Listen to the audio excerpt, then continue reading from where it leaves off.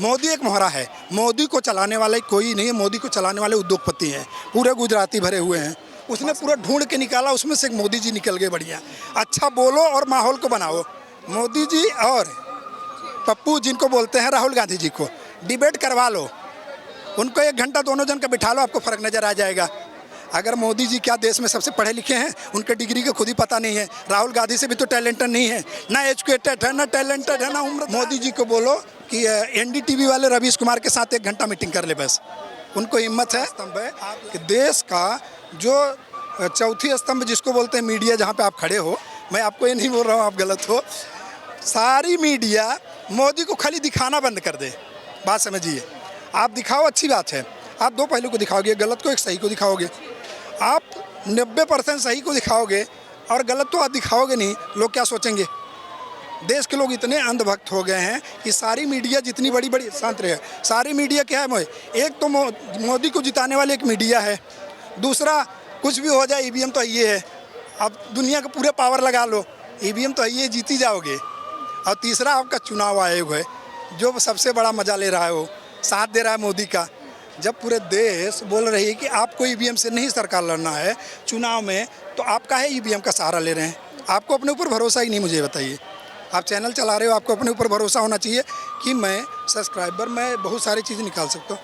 तो जब मोदी जी को इतना बड़ा भरोसा है तो उनको बोल दीजिएगा कि जब आपके फैन फॉलोअर पूरे देश में हैं, सबसे ज़्यादा पॉपुलैरिटी आपकी है, पूरे विश्व में डंका बज रहा है, तो भाई EVM खाली हटा दो, पूरा डंका खत्म हो जाएगा बजना। कि EVM, मीडिया और फिर चुनाव आयोग, सिर्फ इन्हीं के भरोसे बीजेपी जीत रही है। विकास का मुद्दा कहाँ गया?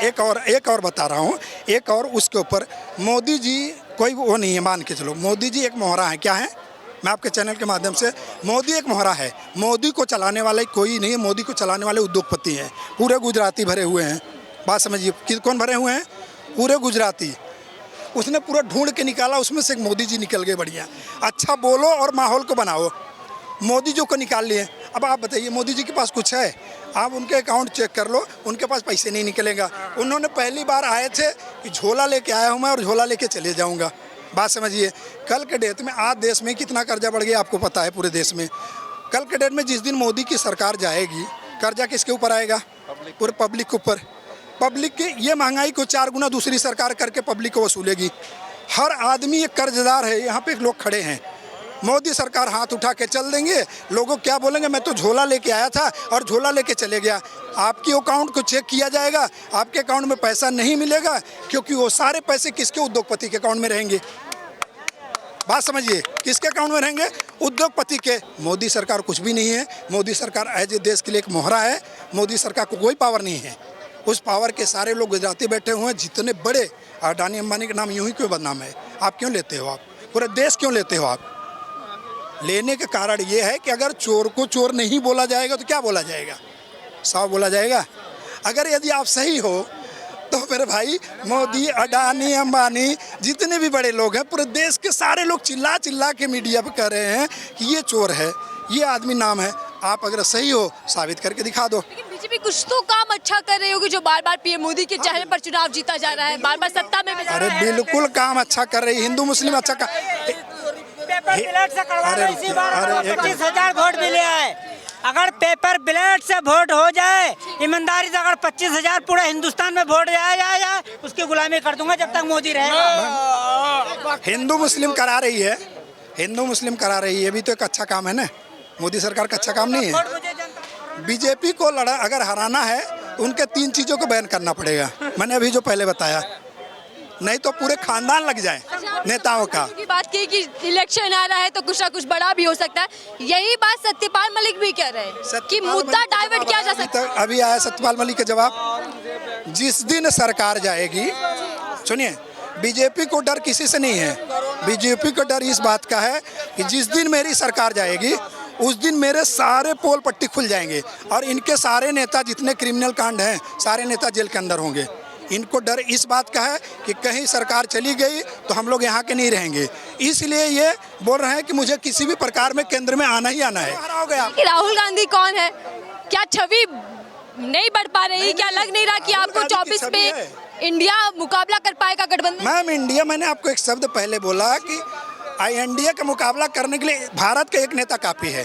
चाहे आप अखिलेश यादव को ले लो, चाहे मायावती जी को ले लो, चाहे राहुल गांधी को ले लो, चाहे लालू प्रसाद यादव को ले लो। जिस नेता की बात करोगे वो मोदी को अकेले हराने के लिए सारे नेता में से एक ही नेता काफ़ी है। उनको खाली इतने बोल दो तो आप ईवीएम हटा दो, इतने हटा दो मेरे भाई, हाथ जोड़ के निवेदन है। चेहरा दे नहीं पा रहा इंडिया गठबंधन, मुकाबला क्या करे? चेहरा किस चीज़ का चेहरा? बारात तैयार है लेकिन दूल्हे का पता नहीं है कौन तो बहुत खड़ा है, शादी करने के लिए दुल्हन सही होनी चाहिए ना। दुल्हन, अच्छा ये बताइए, आप दूल्हा की बात कर रहे हो, मोदी जी और पप्पू जिनको बोलते हैं राहुल गांधी जी को डिबेट करवा लो, उनको 1 घंटा दोनों जन का बिठा लो, आपको फ़र्क नज़र आ जाएगा। अगर मोदी जी क्या देश में सबसे पढ़े लिखे हैं? उनके डिग्री का खुद ही पता नहीं है। राहुल गांधी से भी तो टैलेंटेड नहीं है, ना एजुकेटेड है, ना टैलेंटेड है, ना उम्र दराज है, ना पढ़े लिखे हैं, ना युवा हैं। किस में आगे हैं? ले लो आप अखिलेश यादव को बैठा दो, मायावती जी को बैठा लो, लालू, किस नेता को बैठा सकते हो? मोदी तो कह रहे हैं कि राहुल गांधी फ्लॉप प्रोडक्ट है, बार बार उसको रिलॉन्च किया जा रहा है। मोदी जी को बोलो कि एनडीटीवी वाले रवीश कुमार के साथ 1 घंटा मीटिंग कर ले, बस उनको हिम्मत है। आप लाइव डिबेट की बात करते हैं पीएम मोदी, देखिए देश को संबोधित करते हैं। संबोधित हम भी कर रहे हैं, हमारे देश के पीएम हैं, हम भी उनको संबोधित कर रहे हैं, हम भी उनका सम्मान कर रहे हैं। तो मैं सम्मान इस प्रवाह कर रहे हैं भैया, जब हम आपको मान रहे हैं, जब हम आपको इज्जत दे रहे हैं, तो आ जाओ ना आप थोड़ा सा लोगों के सामने तो आओ खुल के।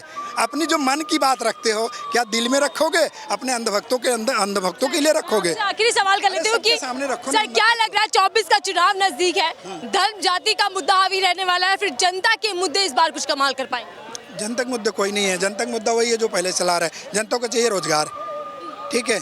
जनता को क्या चाहिए?